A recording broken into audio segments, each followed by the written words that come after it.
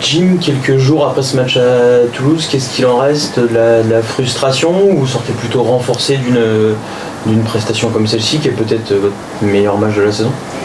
Ouais, forcément un peu frustré au vu du scénario du match. On mène 1-0, on rate un péno 1-0. Après ils reviennent, je pense que le point quand même est bon, parce qu'on aurait quand même pu le perdre s'ils étaient plus efficaces. Mais on reste sur une bonne prestation et on va s'appuyer sur celle-là pour essayer d'accrocher notre première victoire ce week-end. C'est un match qui est évidemment très important contre sans doute un concurrent direct, promu comme vous. Il y a de la pression sur ce match, sans doute des deux côtés. Comment tu le ressens? Non, pas plus que les autres matchs. Après, comme vous dites, c'est un match important, concurrent direct. Donc c'est un match très important. Et il va falloir mettre les bons ingrédients pour faire un bon match et avoir un bon résultat. Est-ce que l'obligation de gagner, quand on voit ce qui arrive ensuite avec Monaco et le PSG, n'est pas encore plus importante?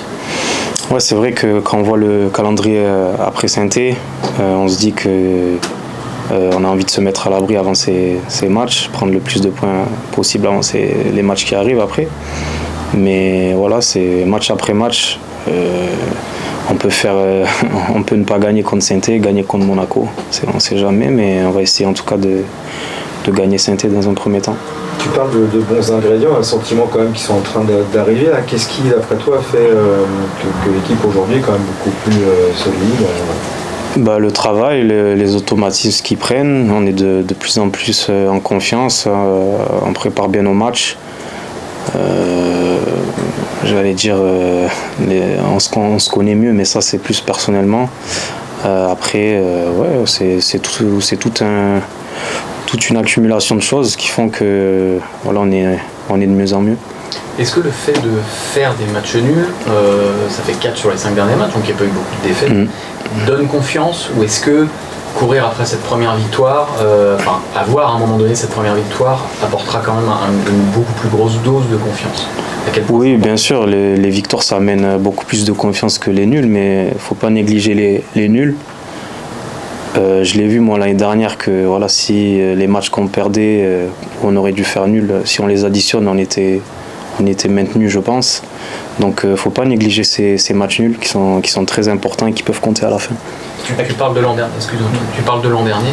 Alors c'est un hasard, mais clairement vous avez gagné le premier match à la 9e journée.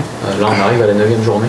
C'est long, voilà, il faut s'accrocher. Qu'est-ce qu'il faut faire pour garder le cap et ne pas se désespérer d'une certaine manière? Ouais, c'est un état d'esprit. Après, avec Clermont, on avait beaucoup moins de points à la même journée. Je crois qu'on avait juste 2 points. Vous aviez 3. Ok. Non, mais effectivement c'était un de moins. Donc c'était une série qui était pas c'était une série. Ouais, là honnêtement le ressenti, mon ressenti personnel en tout cas cette année, il est meilleur que celui de l'année dernière à la même époque. Mais pour répondre à votre question, c'est un état d'esprit qu'il faut garder. La victoire elle va arriver, et surtout si on continue à mettre les bons ingrédients et qu'on continue à travailler, mais c'est surtout mentalement, faut pas se désespérer, faut toujours positiver. Mais même si les résultats, les performances, les prestations, les contenus sont plutôt bons, je dis que mentalement faut rester positif. C'est dur quand on gagne pas, il y a quand même une sorte de chape de plomb qui surtout quand on est la seule équipe du championnat dans ce cas.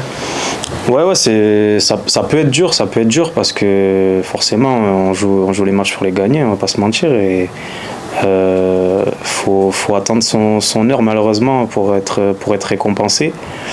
Et voilà, comme je dis, faut mentalement être consistant pour jusqu'à obtenir cette première victoire.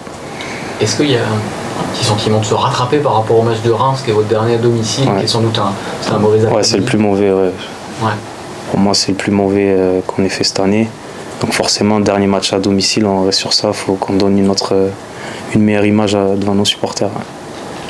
Quelques petites questions sur le Gabon, ton lien avec la sélection. Est-ce que tu peux nous raconter Déjà, quel est le lien au niveau familial qui fait que tu es éligible à jouer avec le Gabon, et puis ensuite, voilà ce que représente la sélection pour toi? Moi, c'est mon père qui est gabonais, qui est né au Gabon, donc voilà, moi j'ai hérité de ça. Après, moi, ça fait maintenant 6 ans que je suis en sélection. Je suis à chaque fois très content d'aller là-bas.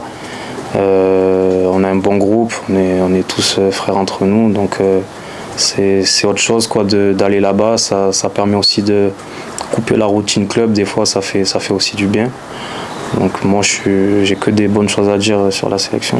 Quand tu as eu le coup de fil la première fois, ça doit être en 2019 si j'ai bien regardé. Ouais. Tu étais encore au Puy, Ouais. tu sors d'un parcours qui n'était pas classique. Ouais. Ça paraissait un peu inattendu. Qu'est-ce que tu as ressenti Ouais, c'est vrai, moi j'étais un peu désorienté quand j'ai eu l'appel parce que j'étais encore amateur, je jouais en CFA.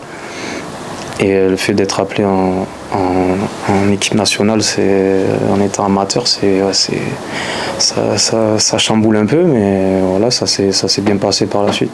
C'est pas quelque chose que tu envisageais spécialement ou... Si, moi avec mon père on en parlait quand même beaucoup. Je sais que lui il me l'a dit très tôt ça. Il m'en a parlé très tôt de la sélection. Après, forcément quand on est amateur, on n'y pense pas vraiment. On a d'abord envie de monter un niveau pour ensuite intégrer la sélection nationale.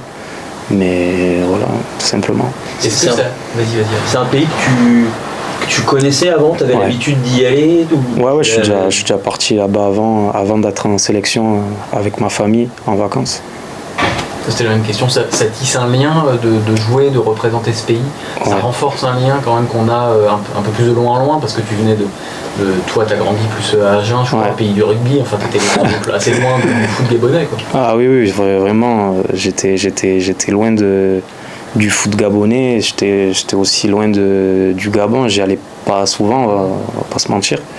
Et là, le fait d'y aller plusieurs fois par an, voilà, c'est voir d'autres cultures, la culture le pays de mon père de base, donc forcément ça fait plaisir et ça rapproche du pays. Tes meilleurs souvenirs, c'est quoi? Comment? Tes meilleurs souvenirs, c'est quoi avec les sélections?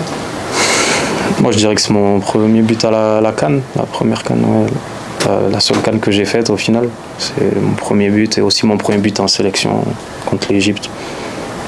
Mais je pourrais en citer beaucoup parce que vraiment, chaque sélection a quelque chose il y a quelque chose à dire quoi, sur chaque sélection. Il y a toujours des bons souvenirs. C'est une sélection que tu suivais avant Ouais. Tu suivais les résultats, tu connaissais peut-être des joueurs au sein de cette sélection? Ouais, bien sûr. Je savais que moi, parce qu'avant la sélection, j'avais pas la double nationalité. Je l'ai eu une fois que les contacts se sont faits. Donc moi, je savais que voilà, il y avait Aubameyang, forcément le joueur phare de notre sélection, qui était là-bas. Donc je suivais aussi quand il jouait à Saint-Etienne. Je suivais de loin quand même, mais je suivais. Tu t'es demandé comment ils ont presque eu ton nom d'une certaine manière parce que Non, ça je sais, j'ai su. Ouais. Du coup, c'est comment? Ouais, c'est mon agent qui a fait juste connaître aux sélectionneurs que j'avais des origines gabonaises et que je pouvais prétendre à la sélection. Et après, il m'a supervisé, il m'a contacté pour me voir. Et je suis allé et ça s'est bien passé. Et quand tu vas là-bas, c'est toujours un timing très serré, mais tu rends visite à de la famille, tu vois des gens hors sélection ou c'est compliqué? Ouais, c'est compliqué quand même parce que après le match, le dernier match, quand il y en a deux, on part généralement le lendemain directement, donc c'est quand même des timings serrés pour voir. On n'est pas en vacances quoi. On n'est pas en vacances et quand le dernier match est fini, c'est déjà l'heure de rentrer en club. Et donc il n'y a pas vraiment le temps de voir la famille ou les proches de là-bas. C'est aussi enrichissant sans doute sur le plan culturel, ça a dû t'apprendre beaucoup de choses sur le rapport des Gabonais au foot, que fatigant parce que doit y avoir quand même des sacrés périples aussi au fil de la sélection. Ouais, des fois ça peut être très fatigant comme là, on a joué en Afrique du Sud, donc faire déjà... la France-Gabon, Gabon-Afrique du Sud, Gabon, France. Vraiment, c'est compliqué, mais le club a bien adapté la semaine dernière pour les internationaux. Mais ça vaut toujours le coup d'y aller, de découvrir. Ah oui, non, vraiment, il n'y a pas de... Ah oui, ça en vaut la chandelle, bien sûr. Justement, qu'est-ce que le club met en place pour parce que dès que tu termines ton match là-bas, tu redeviens presque un joueur du SCO. J'imagine que tu te tournes vers le match du week-end, mais comment t'es accompagné à partir du moment où tu termines le match là-bas?